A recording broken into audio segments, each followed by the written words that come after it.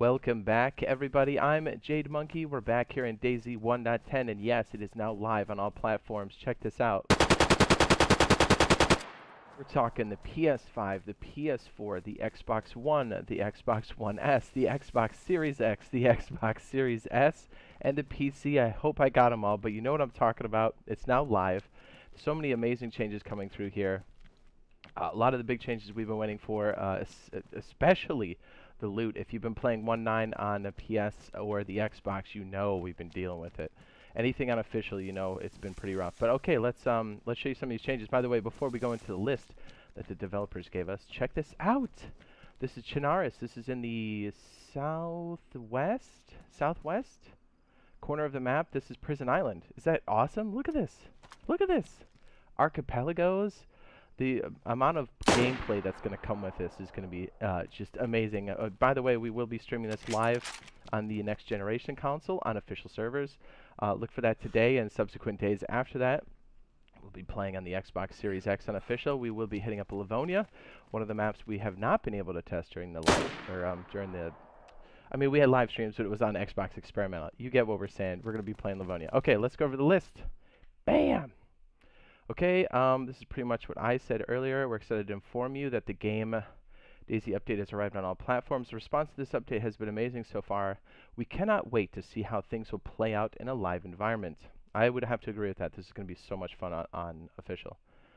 There are tons of substantial changes in this update, so let's get started. Okay, so as I read through these, I'm going to be showing you or linking some cards, because since we've had a chance to play this on experimental, we've actually had some encounters with these, so maybe our videos for these different topics will help you out. I'll let you know. We'll pop them up in the corner. Okay, first off, the long-awaited M3S truck has returned to the lands of Chernarus and Livonia. This 2-seat, heavy-duty truck, 6-wheel drive, will become your new off-road friend. That's true. Its carrying capacities will be greatly appreciated by many, if I can read, along with a drivable variant. We've added. Wait. Time out. Carrying capacities along with a drivable variant. Oh. Okay, they're talking about the Rex. Okay, so just real quick, a lot of people have asked me this. In the game files, there is a cargo variant, which is the one you're most likely to see, but there is a chassis variant, which means there's a flatbed portion, which means, quickly, this just holds a lot of cargo, and there's 2 seats here. Now, they might be talking about the wrecks that are around the world, but it looks like their game plan, either for this update or the next one soon, is going to be the flatbed version. So just know the cargo variant's the one that's out now. It's a little wink, nudge, nudge from me. I've been looking. Okay. The drivable variant, we've added a brand new set of abandoned static variants. Yeah, it's just what I said for spawning parts. Fully replacing the legacy. Jeez, I can't read. Wreck models on both maps, which is cool. And we will be searching for these live on stream. Speaking of vehicles, there was an update as well, including engine durability during collisions with the environment, as well as the option to repair the vehicle's chassis with epoxy putty. That is super cool. And the engine itself with the pipe wrench, also really cool. And it's a good melee weapon too, just so you know. Unless, of course, your engine happens to be ruined, we have also added player damage when jumping out of the car. Yes, your legs will break, and it's the most disgusting sound you've ever heard. Don't do it unless you have to. It's so gross. Many of you will be pleased to learn that we've returned leg fractures to the game, along with improvised fixtures, splints. Improvised, it's such a weird name for it. It's called splints. Maybe that's for the localization. Legs can be broken in all kinds of situations. I can attest to that. As a matter of fact, I'm going to link a video now in the upper right-hand corner that's going to show you just how bad you can break your legs. Yeah, we got to see it firsthand. Including combat, stepping on a bear trap, falling, or jumping from a great height, or even while jumping out of the car. Hey, there you go. They told you. Keep in mind that if you don't fix a fracture with a splint, you will suffer limited movement. You also pass out frequently, as well as a frequent shock damage, which can render you unconscious. Oh, see, there you go. Let me just read this. In order for you to understand these penalties better, we've added visualization of current shock values. How close you're unconscious, i.e. how close you are to unconscious. And when the actual shock damage is dealt, applied splints are now visible on the injured player. Yes, 4 rags, 2 sticks, and that's exactly what it looks like. and crawl, I guess, for now as it stands. I can tell you that from experience. It's just the sound is gross, man. You're gonna go. Ugh. We're also reintroducing the signal pistol. A simple gas-powered gun can shoot a powerful flare that lights up the sky. Use it to call for help or when you feel like celebrating a bright moment during dark times. Ammo for the pistol comes in 4 distinct colors: black, green, doo-doo brown, and red.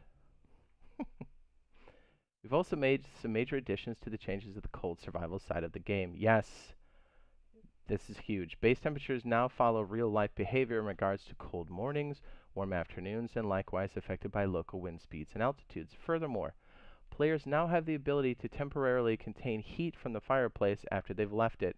More or less, I can tell you what this is. It's a buff. If you look at the temperature model down there in the lower right, you'll see a plus. It's a comfort value. It's like a mini buff. So just so you know, that's what it is. It's the plus next to the thermometer. It's the one that's in the middle of the cluster in the lower right. Just so you know.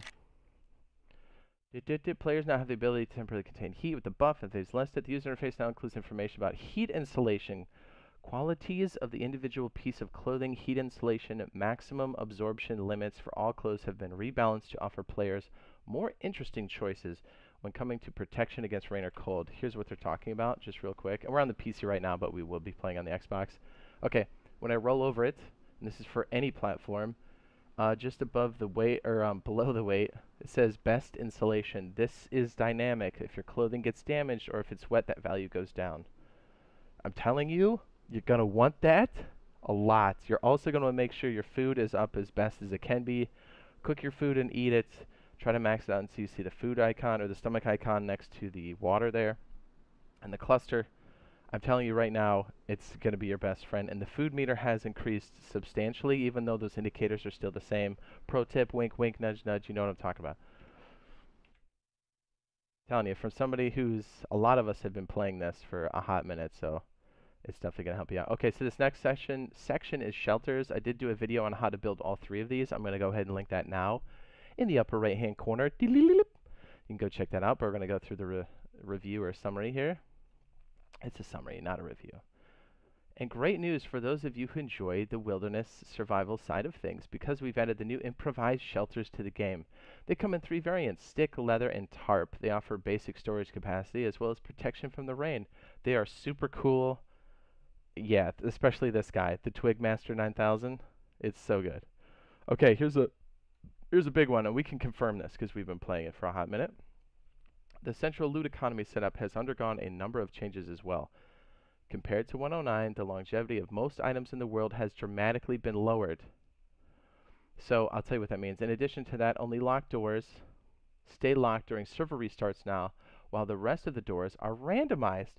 So you can't look at a place and say that's been looted or not looted. That's cool. That was an old functionality way back when. So, translation.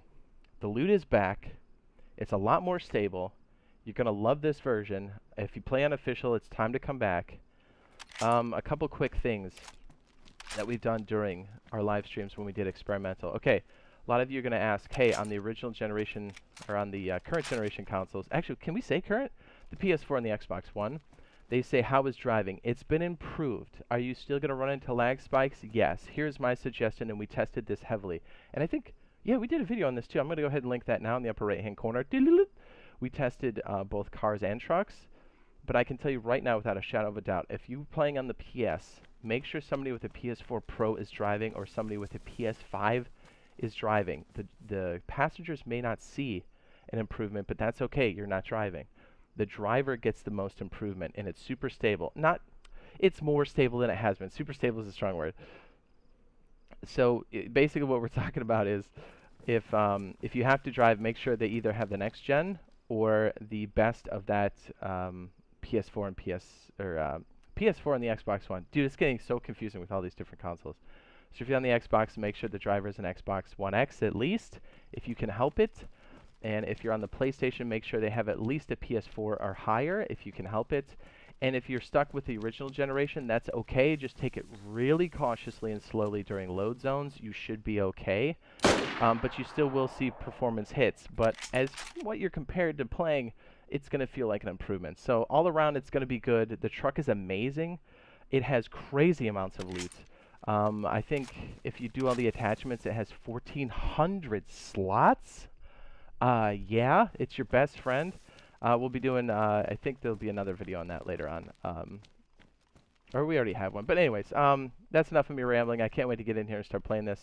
I hope you guys enjoy this too. I hope we see you guys in the next video / live stream. And if you found this useful and helpful, be sure to drop a like. And we'll see you in the next one. Bye! Let's just hose the outside. Look at this stuff hit the ground. Ready? Look at that. You can see a splash. Boop, boop, boop, boop, boop, boop, boop, boop, boop, boop. You see?